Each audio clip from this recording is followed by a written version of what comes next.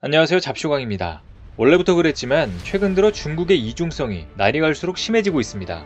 본인들이 한 짓은 생각도 안 하고 한국을 비난하는 행보가 늘어가고 있는 것인데요. 너무 많아서 나열하기도 힘들지만 최근에 발생한 몇 가지 사건들을 조명하며 중국의 이중성을 자세히 파헤쳐 보겠습니다.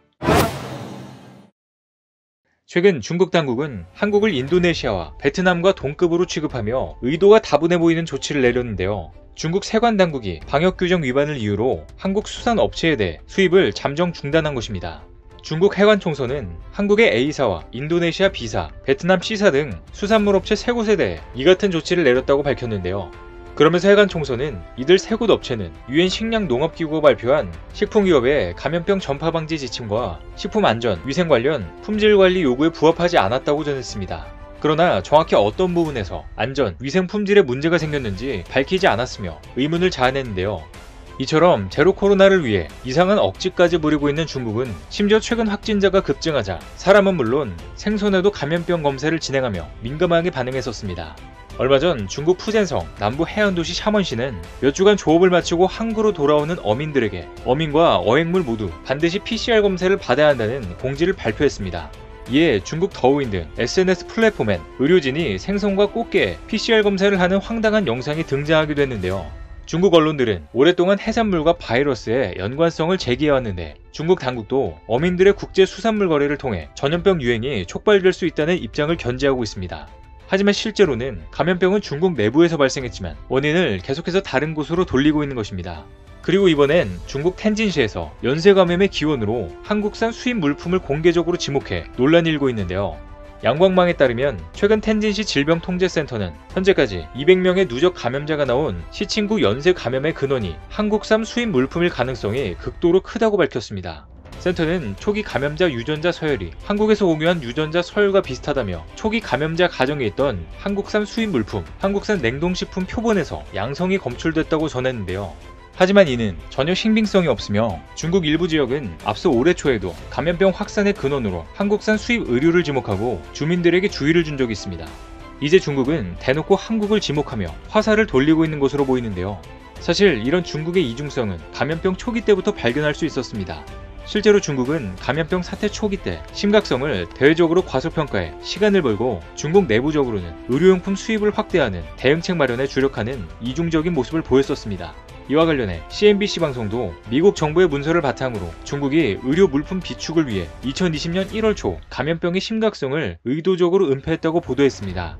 미 국토안보부도 중국이 WHO에 전염병 보고를 보류하면서 해외에서 의료용품을 주문할 수 있었다며 해당 기간 마스크와 수술복, 장갑 수입이 급증했다고 주장했습니다. 또 중국의 수입 수출이 일상적인 범위를 벗어났을 확률이 95%에 달한다는 구체적인 통계도 있었습니다. 문제는 이런 중국의 은폐 때문에 전 세계가 오랫동안 고통에 시달리고 있다는 건데요. 초기에 우한을 봉쇄해 상황을 통제하고 있다던 중국 당국의 말은 거짓이 되어버린 지 오래이며 결국 중국이 이 사태를 초래한 것이기 때문입니다.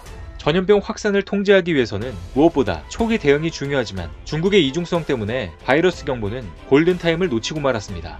감염병 발발 초기 중국 우한에서는 몇몇 사람들이 고열과 폐렴으로 우한의 병원에 입원했었고 현지 보건당국에는 바이러스의 존재 사실이 바로 전달됐지만 이 사실이 일반인들에게 알려지지 않았습니다. 그 당시에라도 중국이 국제사회에 사실을 정확히 전달하고 발병을 은폐하지만 않았더라면 전 세계에 바이러스가 퍼지는 지금과 같은 최악의 상황은 피할 수 있었을지 모릅니다. 그런데 중국은 한국 수산물이 문제라며 뭐라고 하고 있지만 정작 중국의 해양 오염은 일본 방사능만큼이나 심각하다고 하는데요. 오히려 가장 심각한 해양 오염을 일으키고 있는 건 중국으로 그 피해가 한국에게까지 미치고 있습니다. 워싱턴 포스트에 따르면 중국에서 발생한 미세 플라스틱이 바다를 타고 한국과 일본으로 흘러드는 장면이 최근 나사의 인공위성에 포착됐습니다. 바다에 떠있는 대부분의 플라스틱은 직경 5mm 미만의 미세 플라스틱으로 2017년 특정 시기에 중국 양쯔강과 첸탄강 하구에서 미세 플라스틱이 대량 방출된 것으로 드러났습니다. 또 중국이 바다에 투척한 쓰레기의 양도 어마어마한 것으로 나타났는데요. 중국이 2018년 바다에 버린 쓰레기만 2억 세제곱미터로 그 양은 1년 전보다 무려 30% 가까이 증가해 10년 내 최대 규모를 기록했습니다. 쓰레기는 주로 양쯔강, 주강, 삼각주 일대 해역에 집중됐는데 발견된 쓰레기의 상당수는 물론 플라스틱이었습니다. 이런 쓰레기들이 한국으로 흘러들어오고 있다는 게 밝혀지면서 또 한 번 논란이 되고 있는데요. 이처럼 중국이 글로벌 해양오염의 원인이라는 비난을 피할 수 없을 것 같습니다. 그런데 중국의 이중성은 여기서 그치지 않았습니다.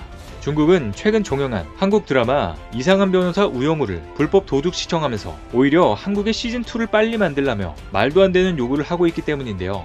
우영우 판권이 중국에 공식 수출되지 않았지만 최근 중국 누리꾼들은 작은 우 너무 귀엽다, 완벽한 결말이다, 우영우 시즌2 빨리 만들어달라는 감상평을 쏟아내고 있습니다.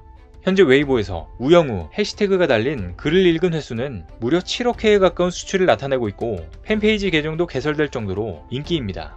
본 방송부터 촬영 현장, 스케치 영상, 인터뷰 기사까지 번역돼 유통되고 있을 정도입니다. 하지만 전부 불법 다운로드를 통해 본 사람들입니다. 실제로 타오바오몰에서 우영우를 검색하면 DVD가 단돈 12안 약 1,900원에 거래되고 있으며 불법 스트리밍 사이트나 SNS에서 무단 유통되고 있는 영상이 상당합니다. 불법으로 드라마를 훔쳐보면서 시즌2를 만들라는 황당한 요구를 하고 있는 것인데요. 그런데 중국 당국은 2016년 사드 사태 이후 한한령을 내려 한류 콘텐츠를 차단하려고 한 적이 있습니다. 앞에서는 한류를 차단해놓고 저렇게 뒤에서는 적극적으로 한류를 소비하는 이중적인 모습을 보이고 있는 것입니다. 실제로 그동안 중국인들은 우회 접속 프로그램인 가상 사설망을 통해 우영우뿐만 아니라 파친코, 오징어 게임, 지옥 등 한류 콘텐츠를 도둑 시청하고 있었는데요. 말로만 한국 콘텐츠를 금지하고 있다고 하지만 중국인들의 콘텐츠 불법 복제와 유통은 나아질 기미가 보이지 않고 있습니다. 게다가 중국인들은 애국심을 내세우며 미국을 적국으로 지칭하고 있는 사람들이 많습니다. 그런데 여기서 또 대표적인 이중적인 모습이 나오는데요. 중국에선 미국 애플에 아이폰을 사기 위해 오픈런을 해야 할 정도로 애플 사랑이 엄청납니다. 샤오미 등 자국 스마트폰 브랜드 구매를 장려하고 이들의 제품 기술력을 찬양하는 모습과는 실제로 아주 대조적입니다.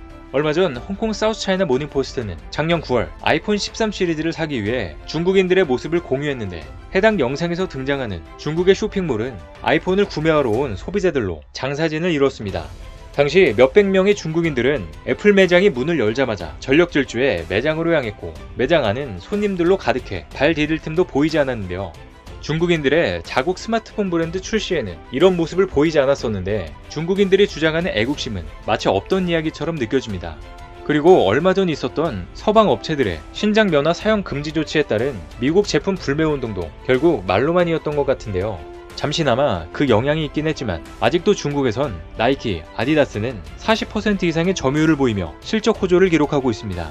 심지어 이런 이중성은 중국 지도층에서도 적나라하게 목격되고 있는데요.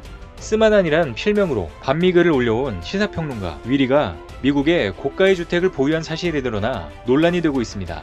겉으로는 반미 활동을 하지만 속은 친미에 가까운 농객들의 이중성에 중국 사회가 충격에 빠지기도 했는데요. 스마나는 평소 미국은 전 세계의 적이며 각국을 착취하는 거대한 종양덩어리라고 주장하면서 중국 내 애국주의 정서에 편승해 대중적인 스타로 떠올랐습니다.